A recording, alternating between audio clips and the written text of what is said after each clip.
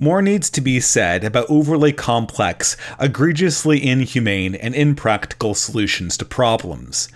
You know what I mean. I'm talking about the third world factory that employs thousands of underpaid laborers who get injured and die when modern machinery could be used to solve the problem.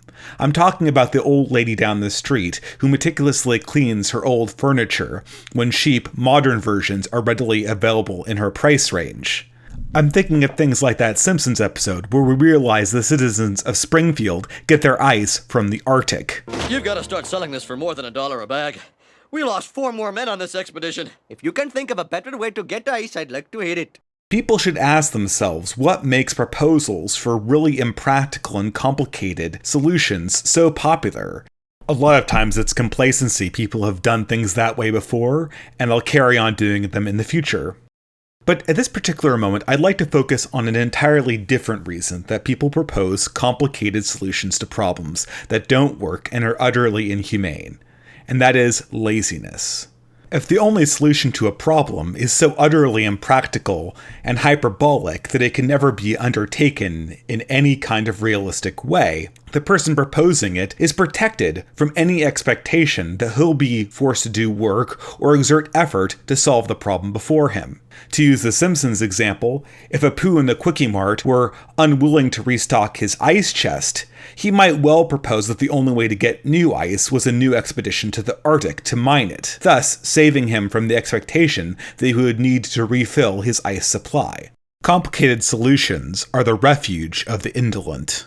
I start with this basic philosophical observation apropos of answering a response from a MGTOW thinker called Turd Flinging Monkey, who responded to my Ask Me Anything on the demographic problem inherent in modernity. To summarize my argument, I made the case that traditionalism really does not need to contend with modernity directly, because the contradictions in modernity are so stark when it comes to the birth rate, that modernity itself is unstable. Thus, by elimination, traditionalism is left as the default for surviving philosophies that are evolutionary compatible with human nature. Turd Flinging Monkey made a response video to this in which he tried to offer an alternative to traditionalism. And while I appreciate the response, I found myself disagreeing with almost all of it, and really touching on the problem with very complicated, egregiously impractical, and inhumane solutions. So without further ado, let's take a look at Turd Flinging Monkey's solution to the demographic problem. Now, the traditionalist response is to go back to an early Christian kind of situation, where the man was in charge, but the woman was still respected and provided for. Everything was about the family and society. This is what MGTOW referred to as traditionalism. A little hyperbolic, but I'll take it. I'm not exactly looking for the Cleaver family from Leave It to Beaver, but family focus is the way out of this problem. My problem with traditionalism is that it subserviates the man. And feminism's problem is that it subserviates the woman. I guess turnaround's fair play. It is the man who holds the responsibility in society, always has, always will. And by virtue of that responsibility, the man should have authority. For some reason, the fact that women give birth seems to entitle them to far more credit than they truly deserve. Usually the moral credit conferred on pregnancy and birth is in recognition of the fact that we don't compensate it with pay, which most people consider to be rather fair. Giving birth is simply a biological process that requires no effort on the woman's part.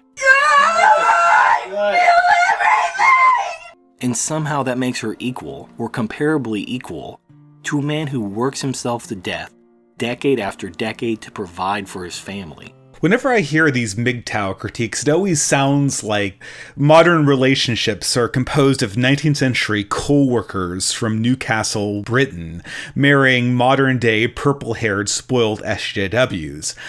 I mean, don't get me wrong, modern people altogether are very spoiled, but to pretend like this is one gender thing is a little bit ridiculous. True enough, very few women are struggling with dying over childbirth and hunching over a hot stove and a wet wash rag, but at the same time, the men aren't exactly dying in factory fires at alarming rates either. And this is the difference between a patriarchy and traditionalism. Now, I separate patriarchy into a hard patriarchy, which involves a lot of male versus male violence, tournament mating, and harems, a lot of war. Not necessarily a fan of the hard patriarchy. Sounds like a lot of places in Africa and the Middle East, but right here I'd like to make a note that Turd Flinging Monkey is against this type of patriarchy, by his own word. And then there's the softer patriarchy, where the man's still in charge, but there's more monogamy, there's less harems, there's less war. Sounds like classical Western traditionalism to me. Now I'm going to solve the problem of low fertility rates in modern countries. I'm going to solve it. You're not going to like the answer, but I'm going to solve it. I can't wait. So since we want to raise our fertility rate, it would be helpful if we looked at the countries that had the highest fertility rate. Obviously, we look at the countries that have high fertility rates. They're doing something different. Maybe we should do that. So from the website Statista, in the article, The 20 Countries with the Highest Fertility Rates in 2015, the top 10 countries are Niger, Burundi, Mali, Somalia, Uganda, Burkina Faso, whatever that is. It's a country in Western Africa. So what are Niger, Burundi, and Mali doing so right that they can have a fertility rate over 6? Well, considering all of these countries are pre-modern, pre-industrial countries, it could be any of the millions and millions and millions of differences that exist between modern countries and pre-industrial countries.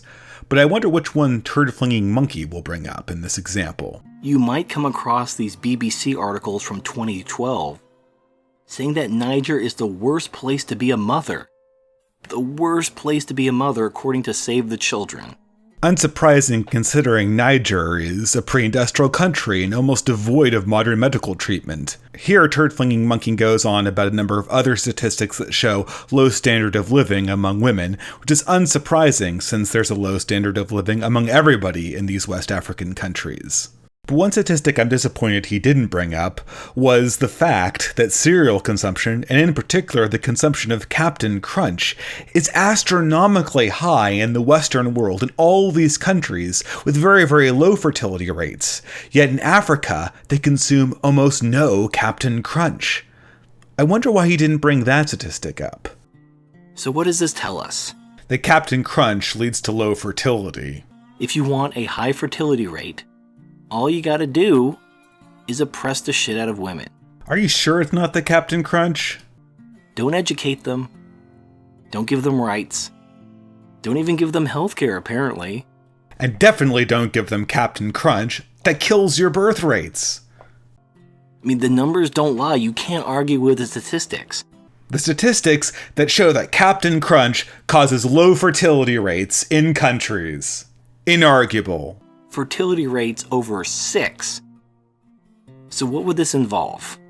All you need to do is strip women of all their rights. And here I was thinking that our salvation lied in breakfast cereal. No, but in all seriousness, aside from me sarcastically lampooning the statistical mistakes that Turd Flinging Monkey is obviously employing in this example, we've arrived at a recommendation that's hyperbolic, impractical, and has no feasible way to be introduced in our modern society. Moreover, it's not even something that Turd Flinging Monkey wants. He said at the beginning he did not want a hard patriarchy of no rights, of warlords, of polygamy, of violence, and without exception, all of the countries he brought up in his examples have been just that. Hard patriarchies with no human rights, dignity, or compassion in their society. And certainly, the lack of women's rights are a part of that, even though they were arbitrarily pulled out of a hat of the many, many differences that separate those societies from our more technological and post-industrial ones. And we might ask ourselves, why have we fastened on such an impractical, inhumane, and hyperbolic solution to this problem? Well, one possibility is that this is the only solution, that the only solutions are extreme ones. But does this hold up? Are there no populations inside modernity that preserve women's dignity and rights that have above replacement fertility rates? Well, there are. They're everywhere. There are most conservative religious communities. There are the Mormons. There are the Orthodox Jews. There are the evangelical Christians. There are the conservative Catholics. There are the Muslims. They exist in modern society. There are less radical solutions. So we're left with the question of, why is Turd Flinging Monkey focusing on this particular solution? And here I think the answer is quite obvious. He's focusing on this extreme example of stripping women of their rights, not because he's malicious, not even because he thinks that women deserve it. He's fastened on this because he knows it's impractical. And if the solution is impractical, no work needs to be done. If any kind of traditional solution is beyond our reach in any practical sense, nothing is required of us to actually pursue the solution in the here and now. Now, I understand that this is a more general critique of MGTOW, and I'm probably not doing justice to the MGTOW community in this response. How could I? They're not here to defend themselves. So I hope that in the process of making this video, I can invite the MGTOW community, Turd Flinging Monkey, and the other people he's mentioned in his videos to perhaps do a live stream and a discussion where we can tackle these issues in more detail. I'll be waiting for their replies, but in the meantime, I think I'll let Turd Flinging Monkey finish his recommendations for the fertility rate. A 6% fertility rate. Done. Done. All you gotta do is take women's rights away. Take them all away. All of them. It's what God wants us to do. I think God just wants us to stop eating Captain Crunch. Remember, kids, God hates Captain Crunch.